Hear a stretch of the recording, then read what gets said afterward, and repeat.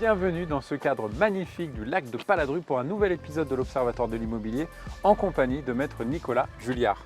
Bonjour Alex. Salut Nicolas, ça va? Bien et toi? Merci de m'accueillir dans ce cadre absolument magnifique. Fabuleux. Aujourd'hui on va décrypter donc, le marché de l'immobilier sur le secteur du Voironnais, c'est bien ça? Voilà, secteur Saint-Marcellin, Pays Voironnais et la Bièvre. Ok, écoute on est parti. Nicolas, justement, sur ton secteur, comment toi tu as ressenti un petit peu les choses sur 2023?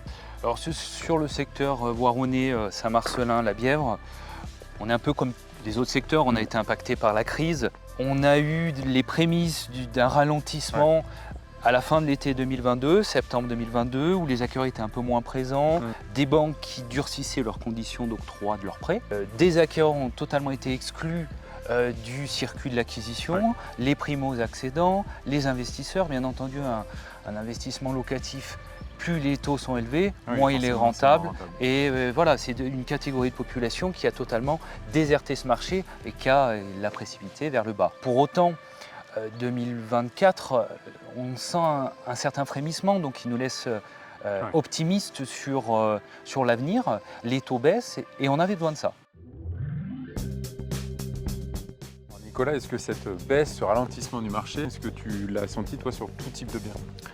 Tous les types de biens ont été impactés par cette baisse, sans exception. Alors, il y en a plus que d'autres. Les terrains à bâtir, c'était une baisse significative, puisqu'on a pu enregistrer une baisse d'environ 40% du volume sur un produit qui est très prisé, le terrain à bâtir, sur nos secteurs. Beaucoup de populations grenobloises sont venues sur notre secteur. Le terrain était un petit peu moins cher et puis un cadre de vie plutôt agréable. Mais pour autant, deux raisons à la baisse de ces volumes, le coût des matériaux, inévitablement ça a flambé, donc le budget se réduit. Et les acquéreurs vont peut-être plus se reporter sur des maisons que sur les terrains à bâtir. On peut légitimement penser qu'avec les nouvelles politiques des communes, les PLU qui ont été refaits sur notre secteur ou qui sont en cours de révision, des terrains vont se libérer et le système va repartir petit à petit sur les terrains à bâtir. Les logements neufs n'ont pas échappé non plus à une baisse importante puisqu'on peut la mesurer environ 26%. D'accord. Il faut être quand même assez prudent avec ce chiffre sur le neuf, sur les logements neufs, sachant que c'est signé en 2023, les contrats de réservation qui se sont signés en 2022. C'est vrai qu'il y a toujours un décalage. Il y a toujours un décalage. Donc on peut penser que malgré tout, ce secteur-là risque de peiner pendant un certain temps, du fait de cette inertie. Ce décalage qui est intervenu. Sur les logements anciens, on est à peu près à moins 24%, même acabit pour les résidences principales, les maisons. Alors est-ce que cette baisse des volumes, elle a été aussi accompagnée d'une baisse des prix? Alors on aurait pu légitimement penser que oui, forcément les volumes baissent, de fait on baisse son prix pour pouvoir vendre, puisque les acquéreurs sont moins présents.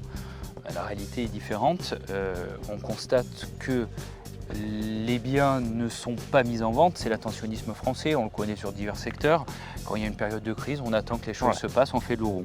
Donc tous ceux qui n'étaient pas contraints de vendre, qui n'avaient pas un projet à réaliser immédiatement, ont préféré différer, suspendre la mise en vente de leurs biens. Et de fait, les prix sont restés ce qu'ils sont. On ne négocie pas trop. Alors Nicolas, là, changement total de décor. Tout à l'heure, on longeait le lac de Paladru. Cette fois-ci, on est dans le musée néolithique du lac de Paladru. C'est bien ça? Exactement. Symbole de notre territoire, tout nouveau musée qui a 2-3 ans. On peut d'ailleurs remercier le président, qui est M. Bruno Catin, qui a accepté que l'on puisse réaliser ce tournage dans ce lieu, ainsi que sa directrice, Mme Emmanuelle Martineau. Alors je reprends un petit peu le fil de notre discussion. Il n'y a pas eu tant de baisse de prix que ça finalement?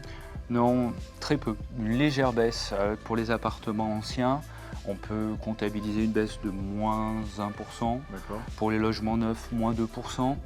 Sur les maisons, on a 0,5 sur le Pays Voironnais et on est à plus 1 sur la Bièvre. Les terrains à bâtir, augmentation significative. On continue cette ascension qu'on avait déjà connue les années précédentes. Là, on est à 12,5.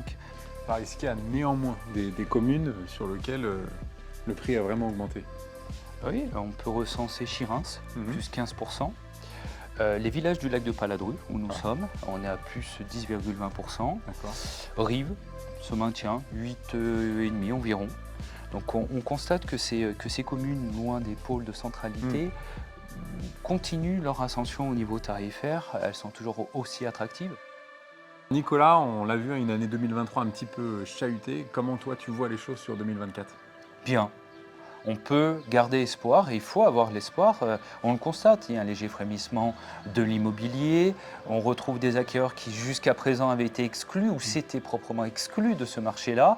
Les taux qui baissent, les beaux jours qui reviennent, propices sur notre secteur à l'acquisition de maisons individuelles. Il y a une saisonnalité dans l'immobilier également. Le premier semestre va être compliqué, le second, la machine va repartir. Alors les délais ne sont peut-être pas forcément ceux-ci, mais on peut légitimement penser que le pire est derrière nous et qu'on va vers de beaux jours. Bon, c'est ce qu'on peut espérer.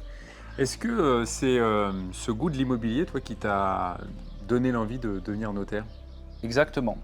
J'ai une vraie passion pour l'immobilier. Pour moi, c'est concret. Ce sont des immeubles qui se construisent, des constructions qui vont être là pour des siècles et des siècles, qui vont accueillir des familles, qui vont changer.